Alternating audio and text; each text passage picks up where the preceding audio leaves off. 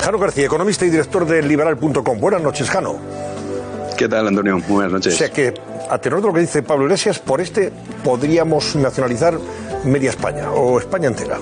Sí, como poder, sí, podríamos ir en esa dirección. Luego habría que ver también cuánto dinero debería pagar el Estado a todas esas empresas que se quedaría. Y luego, por supuesto, tendríamos que tener en consideración las consecuencias de tener empresas muy importantes, empresas estratégicas que se llaman, al servicio del Estado. Cuando generalmente las empresas públicas, por una cuestión de incentivo económico, suelen ser desde luego siempre deficitarias, es decir, cuestan dinero al Estado mantenerlas. ¿A qué empresas crees, Jano, que se está refiriendo Iglesias cuando habla de por nacionalizar? Claro que podemos hacerlo porque es perfectamente legal. ¿Qué sectores estratégicos y qué tipo de empresas estarían en el objetivo de Unidas Podemos y de este vicepresidente del gobierno para nacionalizarlas? Bueno, yo creo que esto además no es algo nuevo. Podemos llevar contando esta milonga durante bastantes años, de hecho desde su fundación. Yo creo que se está refiriendo ahora a las eléctricas por la polémica que ha habido con la subida del precio de la luz. Y es que aquí hay que hacer una puntualización muy importante, Antonio. Algunos creen que el precio de la luz sube porque así lo deciden las empresas. El mercado, es verdad que el mercado como funciona es un mercado muy intervenido, el mercado eléctrico en España. Funciona como un sistema de pool que se llama, que para no explicarlo muy engorroso, es como oferta y demanda. Es decir, conforme más demanda hay de la electricidad, más alto es el precio. Así un poco en resumidas cuentas. Pero en realidad, si nosotros vamos a la factura del precio de la luz, cuando nosotros la tenemos, el 65% de lo que pagamos son impuestos o tarifas o tasas que vienen de costes regulados por el Estado. Es decir, el 65% de lo que pagamos cada ciudadano al mes en la factura de la luz es para el Estado, no para las empresas. Ese 35% restante sí que lo pagamos a las empresas. Pero ojo, las empresas lo que están haciendo en realidad es, como les cuesta mucho cuando hay una alta demanda generar electricidad, en realidad lo que está haciendo es repercutir esa subida del coste que tiene en el usuario, es decir, en nosotros. Entonces, ya partiendo de esta premisa, se está intentando vender la idea de que son 4 malévolos empresarios los que están detrás de la subida de la luz para forrarse, y eso no es cierto. El Estado, en este caso el gobierno, que es Pablo Iglesias, que a veces parece que no está gobernando él, pero es él, muchas veces que algunos dicen, bueno, a ver si llega Podemos alguna vez al poder para que cambie todas estas cosas, podría bajar el precio que estamos pagando actualmente de la luz. Lo que pasa es que, claro, hay que vender esto, ¿no? Porque es un poco lo que se tiene que vender a sus votantes. Podemos concluir, Jano, que el 65% de la factura de la luz ya está nacionalizada. O sea, ya pertenece al Estado. Le pagamos al Estado el 65% de lo que facturamos por nuestra luz en casa o en nuestras empresas. Efectivamente, pagamos impuestos, o sea, que son tasas. Ya va servido. Sí, ya se lo queda el Estado, el 65% de la factura, que no es un porcentaje menor. El 35% sí que son pues los costes reales que generan las empresas privadas y, por supuesto, su beneficio que tienen, no tan alto ni tan elevado como algunos creen. Claro, es como si al final de una comida en un restaurante, en lugar de pagar 30 euros, pagamos casi 90.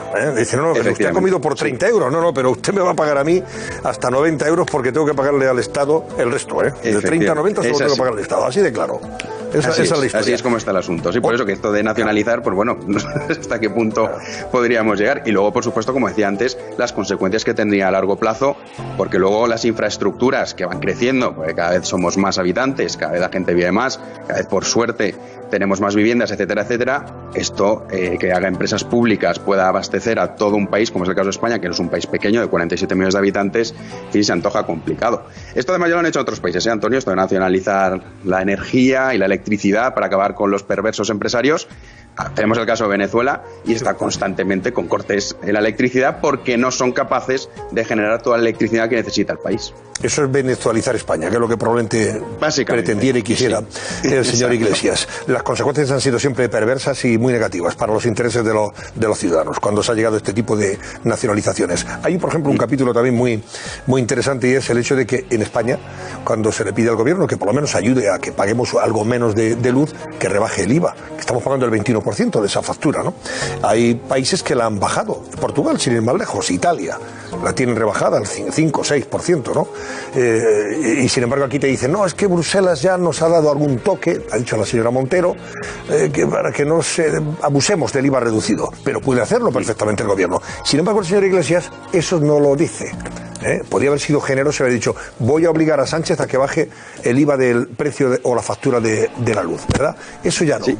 Eso sí le compete, que es vicepresidente él. de hecho, Antonio, estuvo cuando gobernaba Rajoy, que el precio de la luz subió un 7% en estas fechas. Ahora estamos hablando de una subida de casi del 30%. El señor Iglesias, que está en sesión parlamentaria, está ahí en la hemeroteca, hablaba de reducirlo, ya no decía al 4, sino al 10%. Como bien comentabas, hay muchos países dentro de la Unión Europea, que por ejemplo Irlanda tiene un 14%, Luxemburgo un 10%, Portugal, que bajó el precio en verano del año pasado, 2020, al 6%, lo mismo Grecia, Italia también lo ha hecho recientemente. En realidad no lo hacen porque no quieren, y ponen la excusa de la Unión Europea, lo mismo que ocurrió con las mascarillas. No sé si os acordamos del cuento de las mascarillas, es que no nos deja Europa. Digamos, a ver, oiga, que Portugal, que está aquí al lado, ya nos íbamos, no, ni siquiera a países lejanos, la acaba de bajar.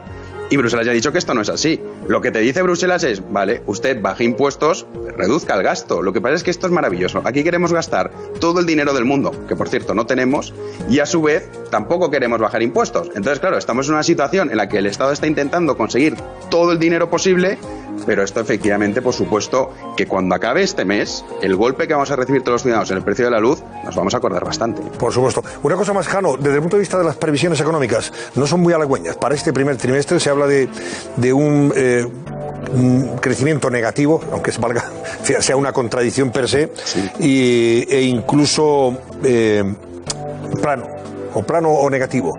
O sea que las cosas no van bien. Vamos a tener un primer trimestre del año que no se corresponde con lo que se había previsto y augurado por parte del gobierno. Entre la nevada, esta tercera ola que se ha disparado, la economía no despega. ¿Qué consecuencias puede tener todo esto?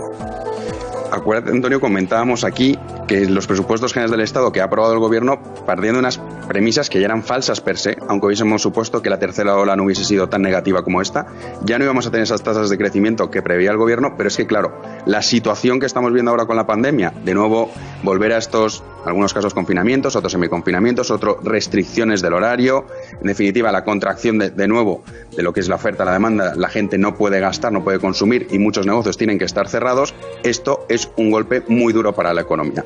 Entonces, bueno, en realidad las previsiones del gobierno, que ya eran muy optimistas y dando por hecho que iba a ir las cosas bien, pues si encima le sumamos todos estos problemas que estamos teniendo, desde luego que no es nada halagüeño.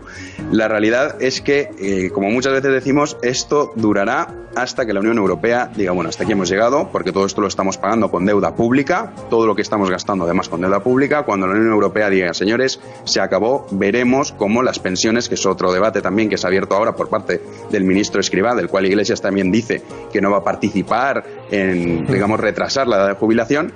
Esto en España va a pasar sí o sí. Es cuestión de tiempo, es cómo funciona la economía y es en definitiva algo sentido común. Oiga, usted no puede gastar más de lo que ingresa constantemente a unos niveles desorbitados, que es lo que estamos haciendo actualmente en España. Y luego está el capítulo de las empresas que en este primer trimestre podían prever que se iban a recuperar de la situación y que van a caer en la insolvencia más absoluta y algunas incluso tendrán que cerrar. Ese es el problema. De hecho, Antonio, y un dato que para mí me resulta que es desde luego bastante dramático, y es que en España hay más empresas quebradas que en todo Estados Unidos. 100.000 empresas, estamos hablando, pequeñas y medianas empresas, no nos olvidemos que han quebrado en España, y ahora en riesgo, ahora mismo en España estamos hablando en torno a 120.000 empresas que podrían también cerrar las puertas. Desde luego que es algo, en fin, bastante grave, pero que es una posibilidad que llevábamos advirtiendo durante todos estos meses, pero claro, aquí estamos en el día a día, en un día más en Moncloa, y al final pues las consecuencias desgraciadamente las acaba pagando los ciudadanos.